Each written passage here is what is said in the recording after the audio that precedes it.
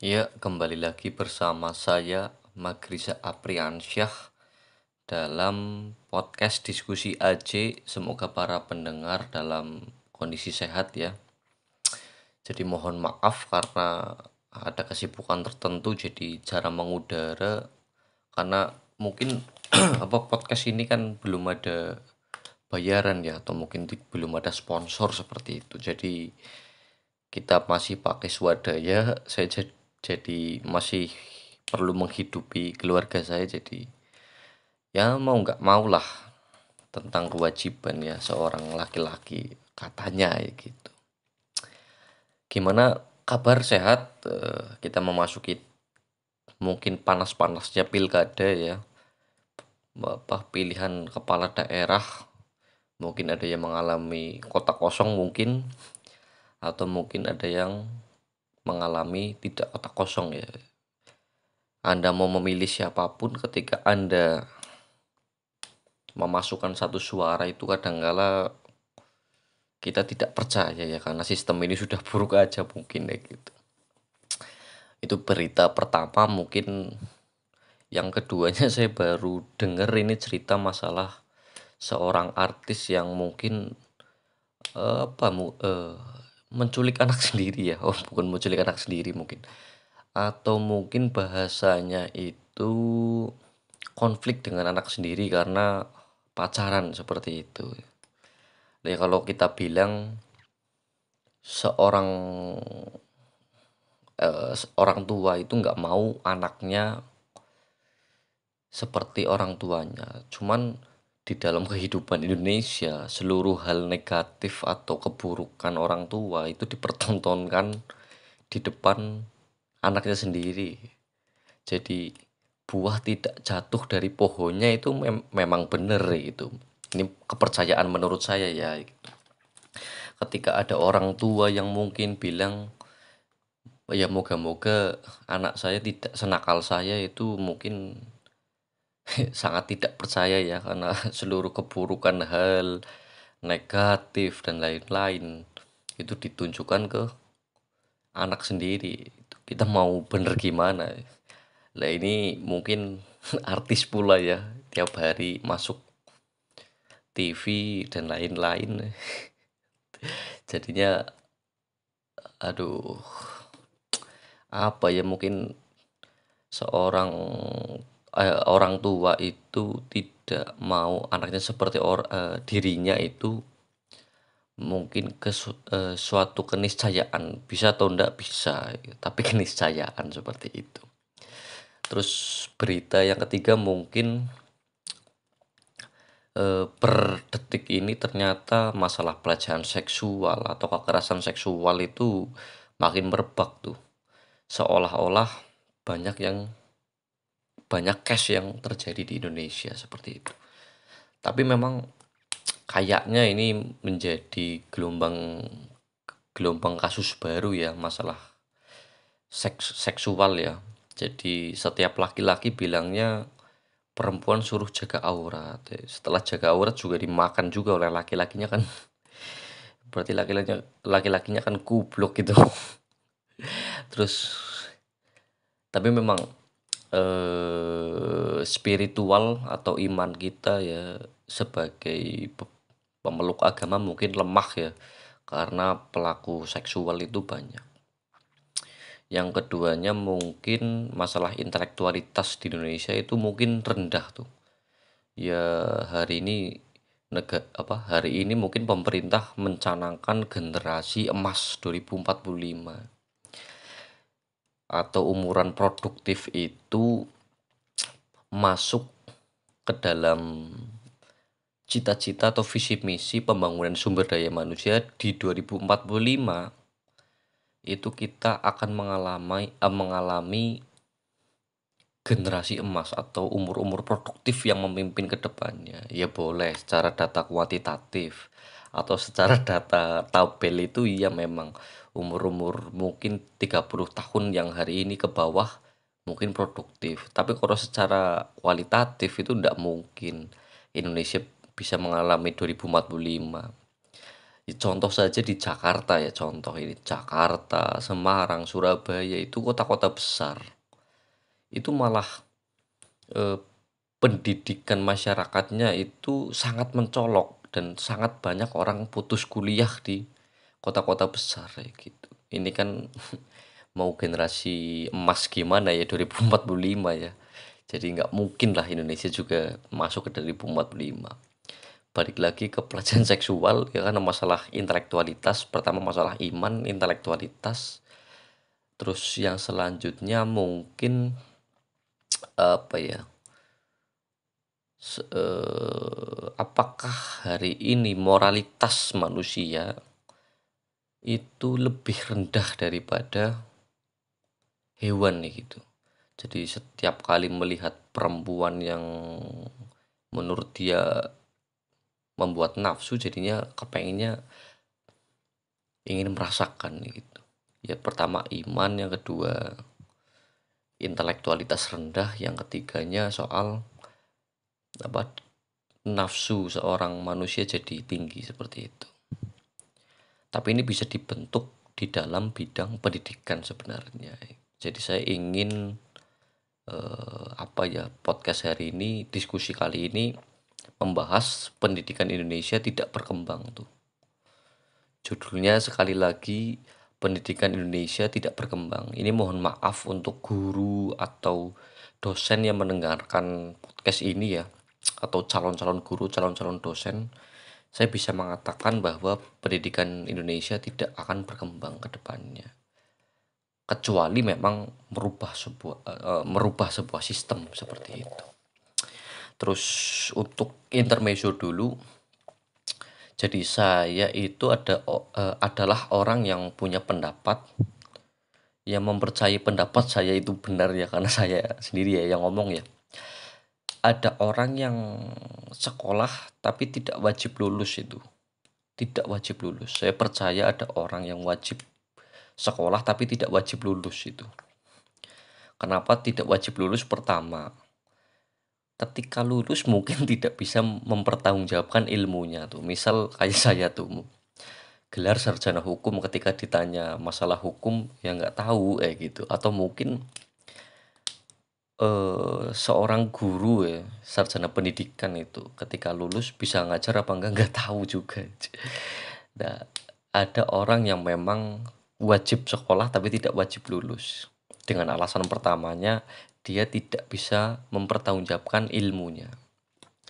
Yang keduanya, ada orang yang sekolah tapi tidak wajib lulus, itu adalah orang yang sombong atau besar kepala ya. Misal kayak saya itu, karena beberapa jurusan di dalam tataran masyarakat masih terlalu wah juga. Misal saya kuliah di jurusan hukum. Ketika ditanya, jurusannya apa Mas? Gitu. Jurusan hukum nih. Wah, kelihatan gagah sekali. Dan seolah-olah banyak menggurui menggurui orang lain itu, menggurui orang lain jadinya gampang banget. Tiga, ada orang yang wajib sekolah tapi tidak wajib lulus. Karena saya punya kepercayaan juga di alasan yang terakhir itu, soal bahwa kuliah itu lebih penting ilmunya ketimbang lulusnya. Kita cari ilmunya bukan cari lulusnya. Dengan contoh, apakah hari ini sekolah itu membuat beberapa orang untuk kaya? Kan belum tentu hidup di Indonesia. Jadi yang wajib itu sekolah karena mendapatkan ilmu, kalau lulus mah tidak wajib. Ya tiga alasan lah tadi. Pertama, orang yang tidak dapat mempertanggungjawabkan ilmunya. Yang kedua, tidak apa ya, mempunyai rasa kesombongan ya. Yang ketiga, memang sekolah itu tidak menuntut kita untuk kaya, karena tuntutan kita sekolah itu hanya soal mendapatkan ilmu. Itu prolog lah atau intermezzo kita untuk diskusi ke depan. Jadi sistem pendidikan di Indonesia itu kenapa tidak berkembang? Saya memiliki banyak alasan ya, banyak alasan. Jadi mungkin para pendengar ini bisa mengiyakan atau bisa memberikan jawaban tidak. Itu terserah interpretasi para pendengar. Tapi saya percaya bahwa pendidikan di Indonesia tidak akan berkembang. Pertama, yang paling utama itu soal gaji guru atau dosen tuh di sebuah perkuliahan. Hari ini banyak sekolah itu kayak sekolah dasar itu hari ini banyak, mungkin per suatu kelurahan atau desa itu sudah ada 5 atau 6 dan lain-lain itu. Tapi gaji guru atau dosen itu memang tidak banyak dan seolah-olah pendidikan ini menjadi komoditas bisnis yang besar. Jadi memperbanyak, kayak contoh aja kuliah tuh. Orang beribu-ribu mendirikan universitas dalam rangka mencari donasi atau donatur link lah. Lah seolah-olah ini dibuat menjadi bisnis dan pendidikan atau menuntut ilmunya itu seolah-olah menjadi lahan kedua. Gaji guru dan atau dosen itu sangat rendah. Ya bagaimana saya punya rasa prihatin ya terhadap seorang guru atau dosen ya. Jadi memiliki gaji rendah dengan model hari ini tidak hanya mendidik ya soal ilmu tapi mendidik juga soal budi. Hari ini ngurusin nggak hanya matematika, IPA, agama, dan lain-lain, tapi setiap guru atau dosen itu memiliki kewajiban soal membentuk moral seorang siswa atau mahasiswa. Dengan gaji yang segitu tidak worth it tuh. Jadi seolah-olah guru ini diperas tenaganya atau jasanya ya. Tapi kemakmuran guru ini juga dikesampingkan. Nah, bagaimana pendidikan mau maju ya? Seorang guru saja atau dosen itu digajinya tidak normal. Ada yang ada di sebuah kabupaten itu dengan gaji 500.000 tuh dalam 1 bulan. Wah, ini kan repot sih ya gitu. Tidak hanya ngurusi keilmuan tapi ngurusi juga moral seorang siswa atau mahasiswa. Jadi yang memberikan pelajaran, yang memberikan ilmu, gajinya saja, kemakmuran hidupnya saja tidak terjamin gitu.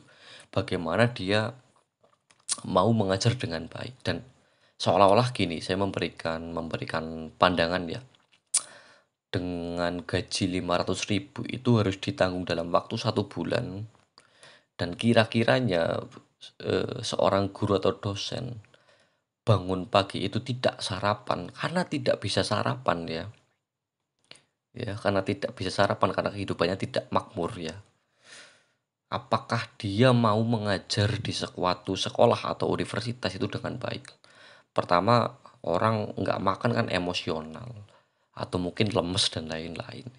Ini mungkin pemerintah harusnya memperhatikan gaji guru atau dosen.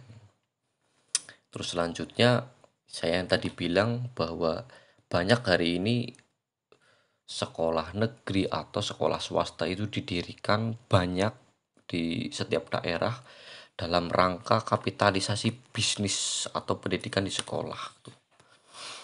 Yang nakutin lagi kan orang mencari uang itu di sekolah tuh. Nah, misal contoh yang paling paling paling sederhana saja soal seragam tuh. Di Indonesia lewat kementerian seragam itu digonta-ganti tuh. Seolah-olah ini memberikan ruang seorang seorang apa ya pebisnis ulung ya soal membuat seragam sekolah ya. Nah ini langkah kapitalisasi atau bisnis pendidikan di sekolah. Ya, jadi seragam itu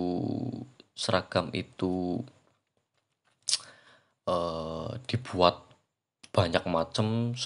Mungkin Senin pakai seragam apa, Selasa pakai seragam apa, Rabu pakai seragam apa, Kamis pakai seragam apa, Jumat pakai seragam apa, itu kan jadi kapitalisasi bisnis sebuah konveksi ya. Lah menurut pandangan saya, hemat saya, kalau toh memang gaji guru atau dosen itu sedikit, nah makanya ketika kementerian membuat apa ya kebijakan sebuah seragam itu digonta-ganti, itu dialihkan dong ke guru. Jadi ketika dia menerima gaji itu sekitar 500.000 sampai 1 juta, dia bisa makan lewat dari konveksi yang ia buat yang ngurusin masalah seragam. Seperti itu. Ketika kalau Kementerian Pendidikan dan Kebudayaan itu memang membentuk kebijakan seragam-seragam yang gonta-ganti. Yang keduanya, buku tulis atau buku paket itu jadi kapitalisasi pendidikan. Hari ini ngomongnya buku itu merupakan sumbangan dari pemerintah. Nah, aktualisasinya kan kita harus beli LKS juga ya, lembar kerja siswa itu yang mungkin jadi PR atau menjadi garapan ya, latihan soal dan lain-lain, itu kita harus beli juga.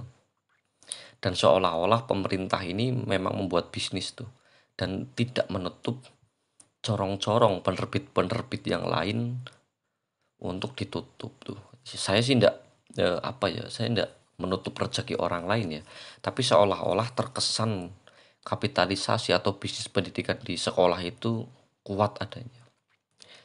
Yang selanjutnya, metode pendidikan di Indonesia itu menghasilkan robot tuh. Jadi pendidikan tidak akan berkembang manakala manakala ya setiap anak itu dibentuk sebagai robot. Contoh yang paling menarik adalah soal kita itu bukan soal uraian atau isai. Jadi soal kita itu masih pilihan ganda. Dan seolah-olah jawaban yang paling benar adalah jawaban yang paling mendekati definisi sebuah buku atau definisi sebuah dosen. Dengan kata lain, kita itu membentuk robot karena sistemnya menghafal. Karena robot itu kan coding, dia menghafal codingan yang ada di dalamnya. Dan seolah-olah kita dibentuk sedemikian. Kalau mungkin sebuah ujian itu dibentuk isai atau uraian yang mungkin setiap siswa itu bebas bereksplorasi ya dalam rangka menjawab ujian itu, ya kemungkinan setiap anak tidak membentuk robot. Dengan intinya jawabannya masih sama tuh. Yang pertama itu membentuk menjadi robot. Yang pertama masalah pilihan ganda. Yang keduanya soal penerapan masalah kedisiplinan tuh. Kedisiplinan yang paling utama gitu. Mungkin kedisiplinan masih masih masih masih apa ya? Masih benar lah di kehidupan di Indonesia, karena murid-murid Indonesia hari ini juga tidak begitu disiplin juga karena mengalami perkembangan zaman. Cuman metode pendidikan robotnya yang saya tidak suka itu jadi seolah-olah membentuk siswa itu takut kepada guru tuh. Ya ada hukuman jewer lah, ada hukuman bullying lah dan lain-lain. Ketika nggak masuk sekolah dijelek-jelekin, dan itu kan termasuk bullying oleh guru. Jadi kita hadir di dalam sekolah itu bukan menampilkan seorang siswa yang takut atas kehilangan ilmu, tapi seorang siswa itu takut karena dimarahin guru tuh. Itu metode pendidikan yang membuat seorang anak atau siswa menjadi robot. Ya ada hukum jewer lah, ada hukum cukur dan lain-lain. Jadi kita punya ketakutan besar terhadap oknum ya, kita bilangnya oknum guru ya gitu. Bukan ketakutan masalah tanggung jawab moral kita. Dan seolah-olah itu diiyakan tuh. Terus selanjutnya orang bilang bahwa kurikulum kita adalah kurikulum terbaik tuh. Nah, pada dasarnya kehidupan seorang guru ya, saya kemarin curhat dengan beberapa guru, sirkulasi kurikulum dan mata pelajaran yang ada di pendidikan di Indonesia itu sangat cepat bergantinya. Dan seolah-olah setiap satu generasi dengan generasi yang lain, itu memiliki karakteristik tertentu seperti itu. Yang memang mungkin di angkatan saya itu belum berhasil kurikulumnya langsung diganti. Dan seolah-olah kita tidak membentuk karakteristik pendidikannya. Jadi kurikulum sangat cepat bergantinya. Wong sekolah itu baru melakukan penyesuaian ya, guru-guru baru melangsungkan penyesuaian ya terhadap kurikulum itu langsung diganti. Terus mata pelajaran juga berganti-ganti nih. Misal ada pendidikan Pancasila dan lain-lain itu judulnya diganti-ganti dengan seolah-olah apa ya, eh komoditas lagi ya, mungkin ya komoditas itu. Jadi mata pelajaran diganti-ganti dan lain-lain. Misal ada pelajaran P4 tuh di zaman dulu. Di zaman saya udah nggak ada itu. Yang ada hanya pendidikan kewarganegaraan. Tapi nanti pendidikan kewarganegaraan diganti lagi, itu ada pendidikan Pancasila. Dengan seolah-olah pendidikan Pancasila digonta-ganti, kewarganegaraan digonta-ganti gitu. Nah, tapi pada dasarnya antara pendidikan sejarah dan pendidikan kewarganegaraan di Indonesia itu masih ada irisannya dan sangat apa ya, tidak beda tipis lah. Pelajarannya masih sama. Misal nenek-nenek yang nyabrang tentang pembentukan sebuah negara dan lain-lain. Seharusnya dikodifikasikan tuh. Saya kepengen mungkin kalau bicara sejarah kan bagaimana Indonesia terbentuk dan siapa saja aktor-aktornya gitu. Lah, tapi pendidikan kewarganegaraan atau pendidikan Pancasila itu ya dijadikan satu aja, itu pendidikan kewarganegaraan atau pendidikan Pancasila lah ya. Itu menggambarkan atau merumuskan seolah-olah kita tahu jalan pikiran ideologi kita tuh Pancasila, atau kita tahu bahwa bagaimana berwarga negara yang baik. Ya soal soal SD SMP itu masih soal nenek-nenek yang harus diseberangkan. Tapi kita tidak melangkah lebih maju. Misal kita membahas bagaimana Pancasila itu bisa diterapkan dari seorang murid kepada guru dan lain-lain yang nantinya akan membentuk moral lebih baik tuh. Ya nenek-nenek diseberangkan kan tidak hanya di sekolah, itu kan di luar sekolah seperti itu. Yang terakhir nih, kita membahas masalah hubungan sekolah dan hubungan orang tua. Itu juga perlu tuh di dalam sebuah sekolah. Saya kayaknya udah menjelaskan ya di dalam podcast yang kemarin-kemarin, masalah hubungan orang tua dengan anak itu sangat mempengaruhi di bidang manapun. Jadi hubungan seorang anak dengan orang tua itu berpengaruh kepada hubungan anak di sekolah. Misal yang paling paling paling mencengangkan di Indonesia, yang paling mencengangkan di Indonesia itu kehidupan anak ketika di sekolah itu menjadi robot atau takut. Misal seorang guru memberikan pertanyaan ya kepada muridnya, ada yang mau bertanya, seorang murid nggak mau bertanya tuh. Karena pendidikan di dalam keluarganya tidak egaliter tuh, tidak demokrasi. Dengan seolah-olah orang tua itu hegemoninya merasa besar sekali. Jadi ketika anak ya melihat orang tua itu takutnya luar biasa gitu. Nah, ini terbawa tuh sisi psikologinya sampai ke sekolah. Dengan seolah-olah kita menganggap orang tuh seseorang orang tua ya, itu sebuah hal yang menakutkan karena tiap hari menyalahkan. Yang pertama itu hubungan sekolah dengan orang tua ya saya bahas ya. Yang keduanya, pola mentoring juga harus dimulai dari keluarga tuh. Saya saya ingat betul bahwa ajaran agama saya, agama Islam itu bagaimana memilih seorang calon istri itu digambarkan memilih seorang guru, karena seorang perempuan itu menjadi guru pertama di dalam sebuah keluarga. Ya kalau saya pribadi belajar ngomong dan lain-lain intens itu dengan ibu, karena ayah itu atau bapak itu memang punya kewajiban bekerja. Jadi seharusnya setelah sekolah itu melakukan mentoring ya, setelah melakukan pemberian ilmu, kita harusnya diberi konseling juga di dalam keluarga. Misal, seorang anak ingin mungkin ya, mungkin ingin diberi pertanyaan oleh orang tua, gimana pelajaran di sekolah dan lain-lain. Hari ini udah seolah acuh aja. Ya orang tuanya acuh, anaknya juga acuh dan lain-lain. Dan komunikasi orang tua dengan anak itu akan berdampak kepada sekolah. Jadi itu beberapa alasan ya, kenapa saya menjelaskan pendidikan di Indonesia tidak berkembang ke depannya. Yang pertama masalah gaji guru dan atau dosen ya. Yang keduanya masalah kapitalisasi atau bisnis pendidikan di sekolah. Yang ketiganya sebuah metode pendidikan di Indonesia masih menciptakan jebolan-jebolan sekolah itu membentuk robot.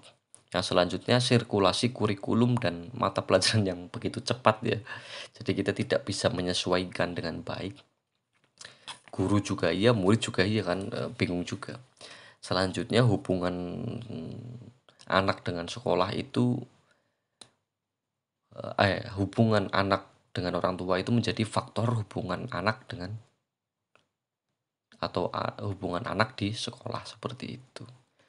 Ya, cukup sekian ya podcast saya. Mungkin kalau ada yang punya pandangan berbeda dengan saya, mungkin bisa di DM lah Instagram saya, atau mungkin yang punya email saya itu bisa di japri aja.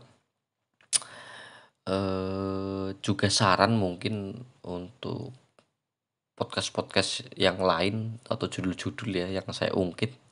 Nanti saya cari datanya dulu, cari argumentasinya dulu, benar atau enggak. Jadi podcast ini terkenal bisa bisa melayangkan diskusi lah ya. Cukup sekian, bila ada tutur kata yang kurang berkenan mohon dimaafkan. See you next time.